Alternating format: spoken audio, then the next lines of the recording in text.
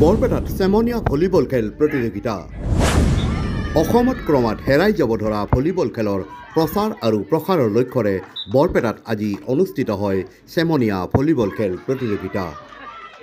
ভাৰতীয় ভলীবল দলৰ প্ৰাক্তন অধিনায়ক তথা অসমৰ সুসন্তান অভিজিত ভট্টাচাৰ্যৰ অনুপ্ৰেৰণাত বৰপেটাৰ প্ৰাক্তন ভলীবল খেলুৱৈ ধৰিত্ৰী দাসৰ বিশেষ তৎপৰতাত অনুষ্ঠিত হয় এই চেমনীয়া ভলীবল খেল প্ৰতিযোগিতা। বৰপেটা ভলীবল কোচিং চেণ্টাৰৰ উদ্যোগত 12 বছৰ অনুৰ্ধৰ এই ভলীবল খেল প্ৰতিযোগিতাখনত 5টা দলে অংশগ্ৰহণ কৰে। বৰপেটা, বঙাইগাঁও, সৰভোগ, মাজৰচৰ আৰু বালাগাঁৱৰ মাজত অনুষ্ঠিত এই প্ৰতিযোগিতাত সৰভোগ দলে শ্ৰেষ্ঠ দলৰ সন্মান লাভ কৰে। বৰপেটা মাধৱ চৌধুৰী মহাবিদ্যালয়ৰ ভলীবল খেলপথাৰত অনুষ্ঠিত এই প্ৰতিযোগিতাখনত প্ৰাক্তন খেলুৱৈ মনোজ কুমাৰ পাঠকৰ লগতে কেইবাগৰাকী খেলুৱৈ উপস্থিত থাকে।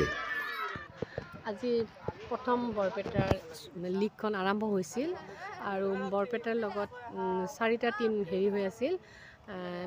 বঙাইগাঁও, মাজাচৰ, বৰপেটা, সৰভোগ আৰু বালাগাঁৱৰ মাজত আমাৰ লীগখন অনুষ্ঠিত হৈছিল আৰু এই লীগখনত 5খন খেলত সৰভোগ ভলীবল কোচিং চেণ্টাৰে 5খন খেলত জয় হৈছে আৰু বাকী কেইখন খেল মানে সুচাৰুৰূপে মানে ভালকৈ খেলিছে। মানে কি অসমত এনেকুৱা এটা জাগৰণ সৃষ্টি হৈছে ভলীবলক লৈ, যিটো নেকি বিশ্বৰ দৰবাৰলৈ এইটো গৈছে আৰু এই বিশ্ব দৰবাৰ নিয়াৰ উদ্দেশ্যটোৱে আছিল ভলীবলটো এটা সময়ত আমাৰ নোহোৱা হৈ গৈছিল।